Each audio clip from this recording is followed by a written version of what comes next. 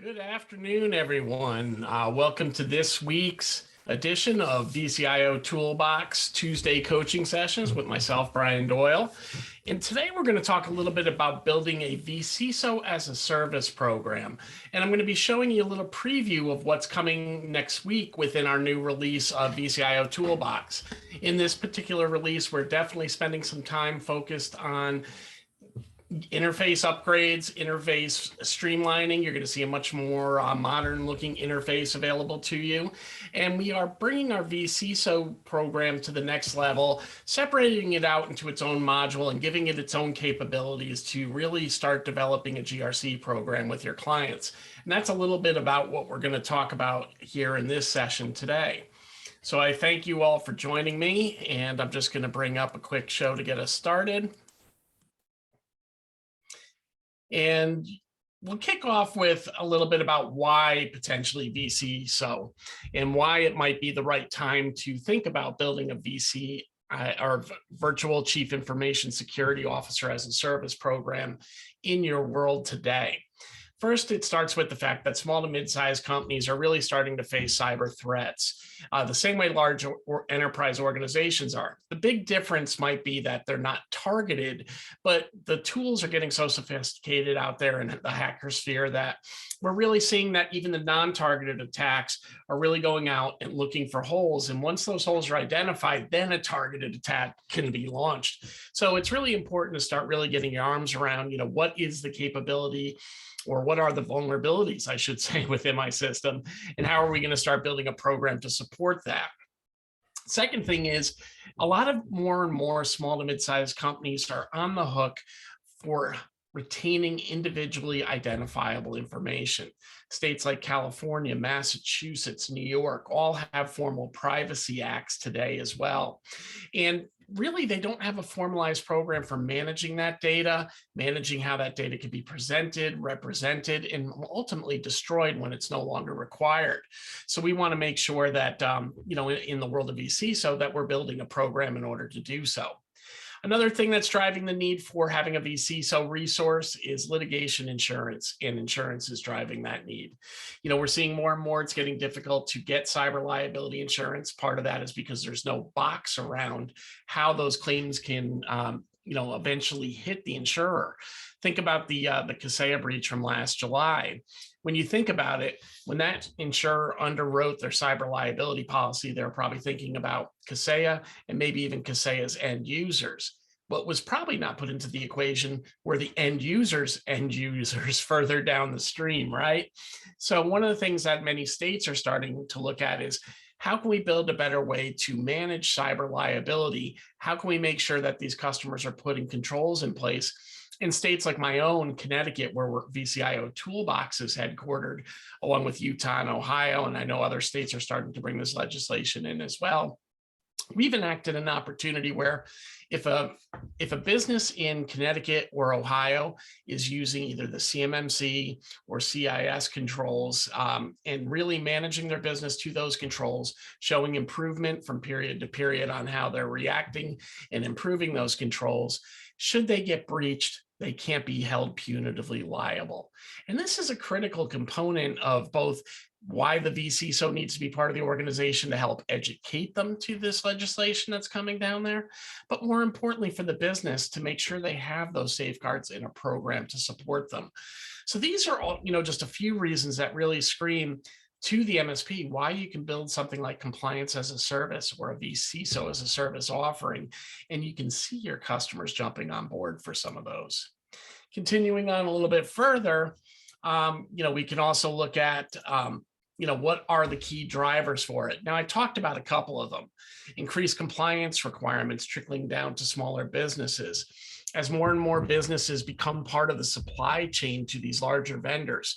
If you're working in government, as an example, and you're working as a subcontractor to somebody that's a prime contractor to the DoD, you're still responsible for adhering to the same CMMC or NIST rules that the primary contractor is. Same is said for business associates in healthcare.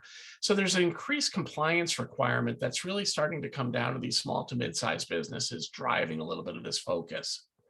Another thing that really screams for a little bit of assistance and guidance for our small to mid-sized business customers are the requirements in obtaining in cyber liability insurance.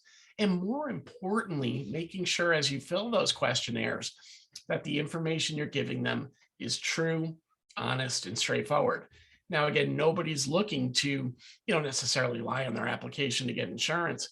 But the problem is if you don't answer these things appropriately and you get breached, it opens up a hole for your claim to be rejected. So we need to make sure that we're working with our community and helping them understand the needs around cyber liability and security controls. Another challenge is the danger within, and that is really just your own staff, right? The reality is the biggest threat facing us from a security standpoint is our own employees.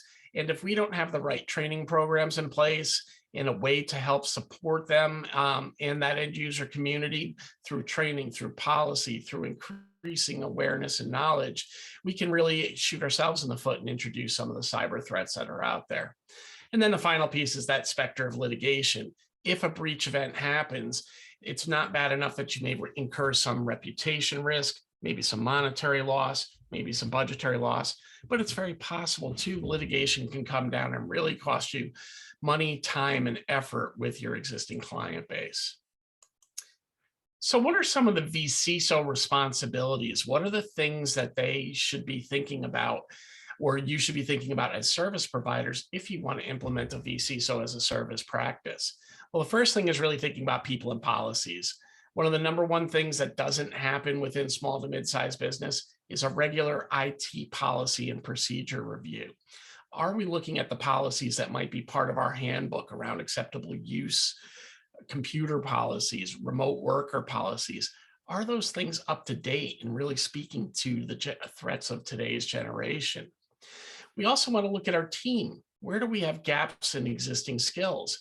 If I'm the vCISO for a company that's engaging a managed service provider, do I know that they have the depth of bench to support the security needs I have? Are they employing external SOC services where they can reach up and get those CIISPs when we do have a breach that strikes that can help in doing the forensic evidence and helping us with incident response? If it's internally and we're in a co-managed situation, we want to look at our own team and identify where there might be gaps in existing skills so we can then work to really bolster those gaps and get those people the training that's required. And then the final thing around people and policies that a vCISO can help informing and make sure that a customer really understands is critical is developing, the cyber training awareness and incident communication programs for a client. If they're in place, they certainly need to be reviewed and see if they've got the right contact information, the right workflow, the right playbook in place to support that. And then when we look at these things, confirm whether or not it meets the need or what we're going to have to reach to get that. Now, those are kind of some of the high-level requirements about policies, but now let's dive in a little bit into the tools themselves. It's the responsibility of a vCISO under a vCISO as a service arrangement to really take a moment and look at the existing architecture and determine if it meets the needs of today. We know that there's a lot of customers out there. We've got some of them under contract that really haven't advanced their network or done upgrades, even though it's been brought to their attention that things are going obsolete. So do we have the right tools, the right subscriptions in place to support the emerging cyber threat landscape? The second thing is we want to review tools for threat identification. Do we have the ability to identify those threats, see them visibly, be able to act when we have a bad actor that comes into our environment, and confirm that the supporting tech will meet the need? Hey, if we get those vulnerabilities coming in or we do see an intrusion, is it just detecting it or are we protecting it as well? Do we have things that automate isolation and containment? How are we really approaching this? And a vCISO really needs to look at those environments, understand where those gaps exist, and present them back to the business executive team at your client. Final thing is really identifying, evaluating, and recommending tools to meet those gaps. Now, most of us here are service providers, so the reality is we likely have those tools in our arsenal today, and we can make those recommendations very easily to our customer about things that they should be implementing to better secure their environment and protect their data. Final piece I want to share is kind of the last responsibility we see around the vCISO role. It's really advisory. The age of advisory is upon us. We are seeing that more and more customers are looking at security and how to make sure their data is protected. But more importantly, things like automation are coming into play. Deeper and more enriched analytics are coming into play for businesses. So they want to understand how to streamline workflow and process. And the same can be said for audit and compliance as well. We want to make sure that we've got a streamlined process for assessing readiness for any compliance requirements we might be facing. How do we keep that continual process going?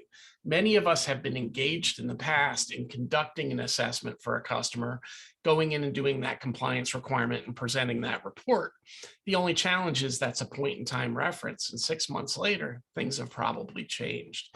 So by invoking a vCISO as a service or compliance as a service program, it gives us the opportunity for a fee to be able to go out there and really continually monitor these networks, continually update reporting, and be able to share with our customers how we're ready and be able to turn those reports over when requested. We also need to help them create best practices for management of these gaps we identify. We need to help them identify where those gaps live, what plan of action they need to take to remedy those gaps, what the costs associated with that might be, and certainly understand on their team who's going to play what security role, who's going to be the person that's communicating outwardly, who's going to be looking internally and really holding people to the fire when we do have an event that happens. So we really need to be the leader of the team in this process as well. And then finally, of course, the vCISO is responsible for developing and delivering that future state plan. This is often referred to, as I mentioned earlier, the plan of action and milestones, the POAM, and really lead the team in executing the plan. Understanding what the timeline is, what milestones we're looking to hit, and who owns the work. Is it something the customer needs to do? And how does the vCISO manage getting commitment from that customer that they will carry that workload forth? So it's really, if it's for our team, obviously we need to manage the workflow within our team and make sure we're hitting the milestones dictated by this plan as well. So this is a critical feature in a large area of opportunity as we see it for the MSP to really take that security first mindset that they're all developing and build a program that takes the leadership. Some of it they've been given away for free under the traditional vCIO role or under the QBR, and start pivoting it into a service that not only can you generate revenue, but you can better protect your own business because now you've got a hand in the decision-making side of the process and not just the execution and operational side of the process. Now, what I'm going to introduce to you in just a minute is how we can do that within vCIOToolbox. And I'm going to give you a little bit of a glimpse into our near future and long-term plan by June of this year. So starting off, vCIOToolbox remains the name of the company, but we'll be introducing the name of OnPoint as the name of the advisory platform.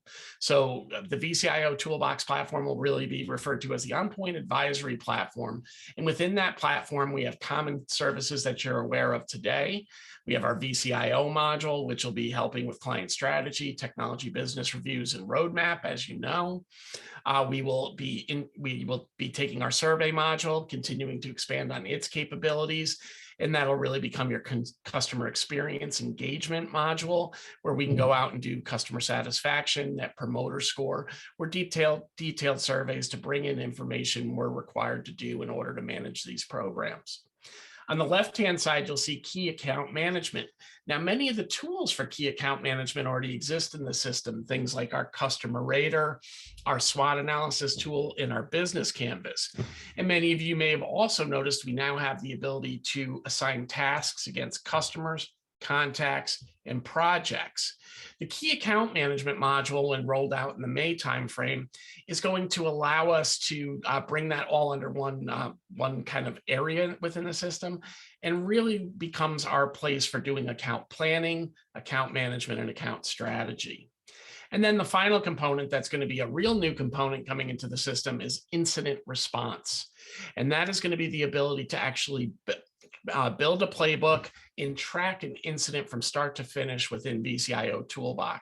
You'll be able to connect to tickets and evidence you collect during that process, trigger workflow and communications, both internally and externally as you go through the process, and then ultimately generate a report with all findings that can be used for investigation, lessons learned, submission to authorities or insurance companies as well. Today, though, we're really going to focus on the module that we're going to be renaming from vCISO to GRC.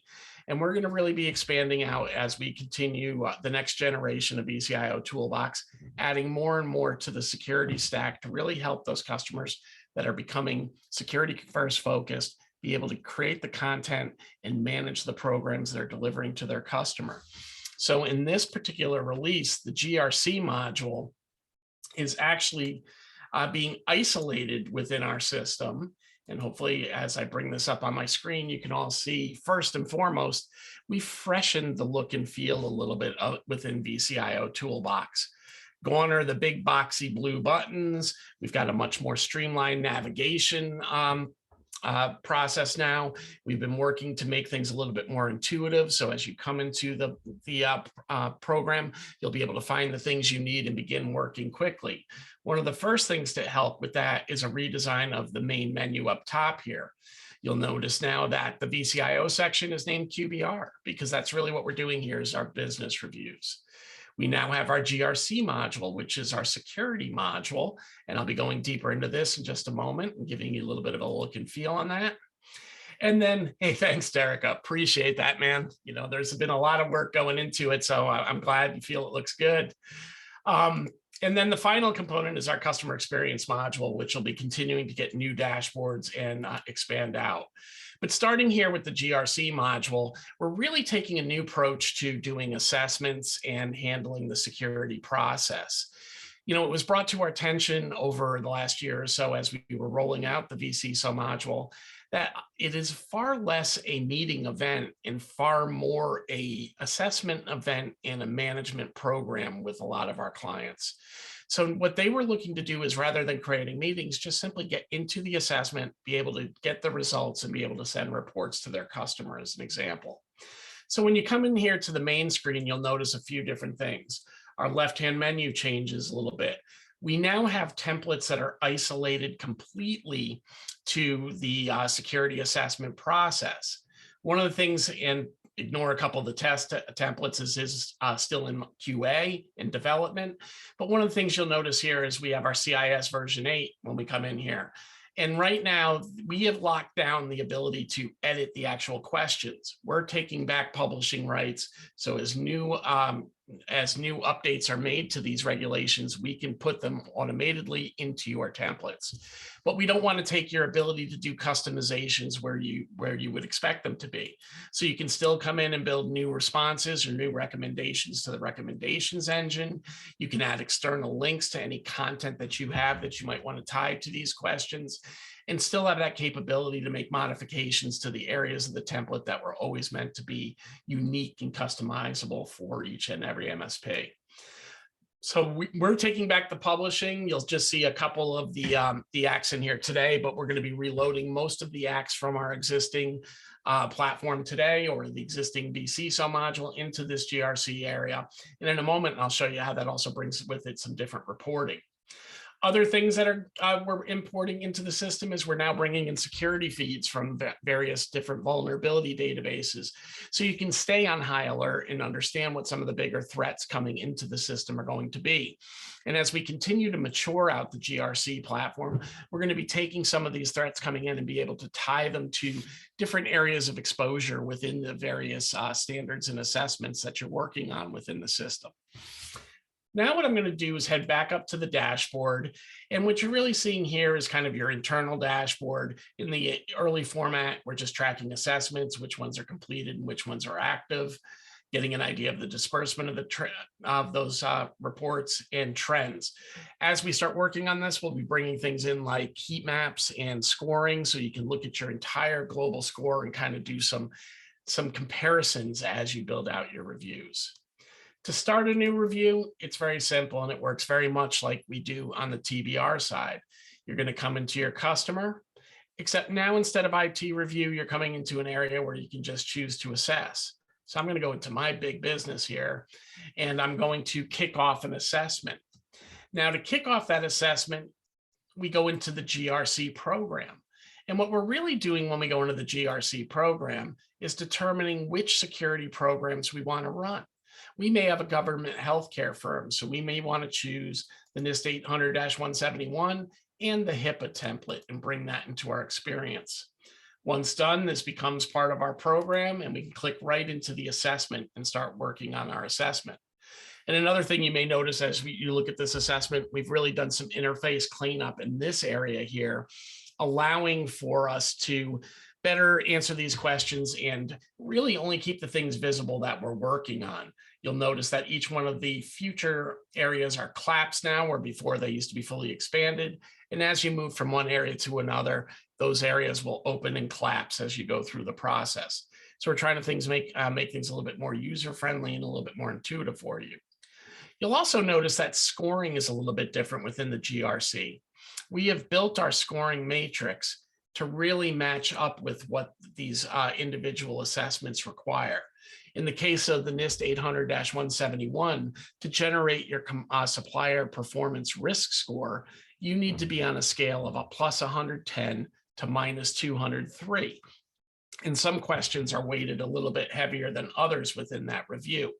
We've already taken care of those weights for you, and you just need to come in here and answer or make responses to your review. You'll notice the answer key is a little bit different and a little bit more intuitive than what we have on in the past. Here you can come in and answer your question and then determine if it is a risk or not a risk. If it is a risk, notice it will subtract points based on the scoring metric right here within the system. From that point forward, though, it looks very reminiscent to what you guys experience within the TBR side of things. You're able to put in your engineer review. You're able to upload evidence here, create tickets, and down here in recommendations, we still have our recommendation suggestions that can be used, but notice you can still click to new recommendations or connect to existing recommendations that may already live in your plan. So the assessment to conduct the assessment, it's very similar. You'll also notice here that maturity levels have gone away. It's not that they've gone away. It depends on the assessment you're using. You will now only see the maturity levels that tie to that assessment. And you'll see as I move to a different customer, when I move from the 800-171, let's go to this one, to the CIS, I now open up my 3 maturity levels, which represent my implementation groups themselves. Yes, so I got a question from Ken Higdon about the ability to add an existing ticket to a question, and that's actually going to be finished and part of the release that comes with incident response.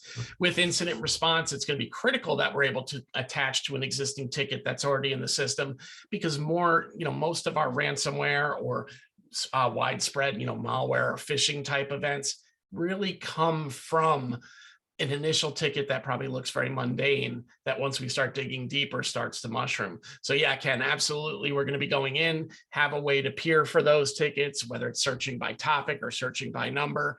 And yes, that'll be available at that point across the entire platform. So it's not just going to be relegated to the security side or incident response, but it'll be a universal component of the entire platform.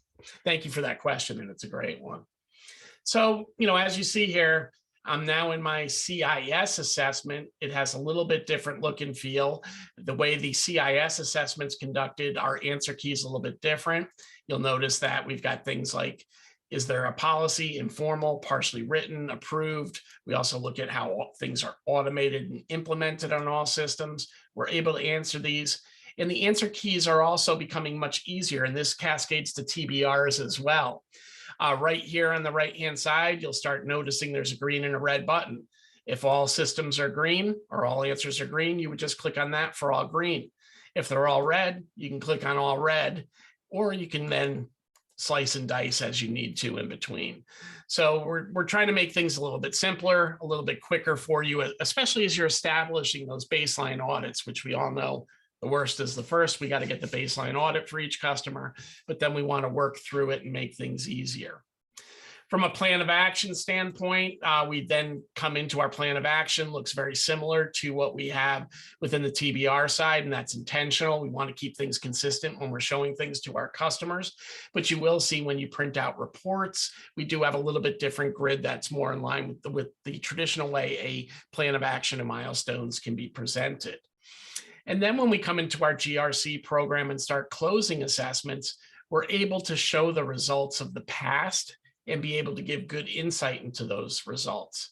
So you'll notice here, when I click into the results here, I can now share with my customer exactly what's going on. And this being CIS, we actually have a completion score for all 18 of the different domains that we measure as part of that process.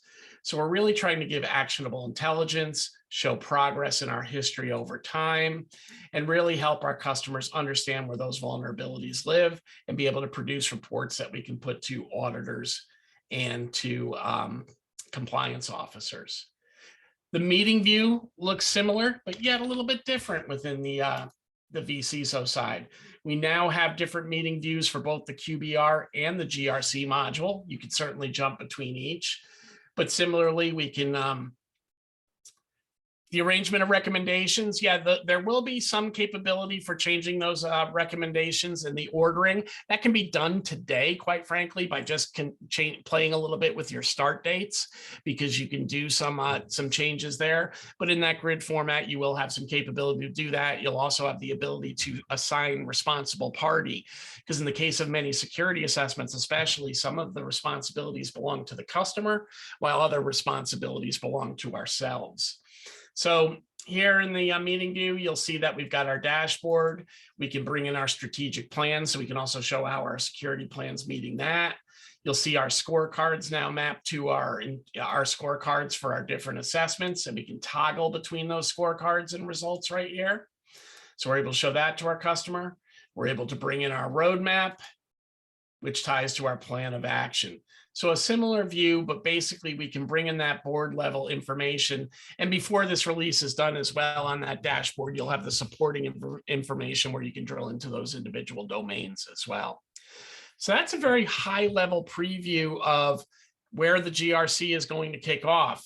Other things you will see come into the GRC over the course of the next 3 months, we're going to be mapping all the different regulations. So as you're completing one assessment, it will answer questions in the other assessments as well. We're going to be adding a governance section to that plan.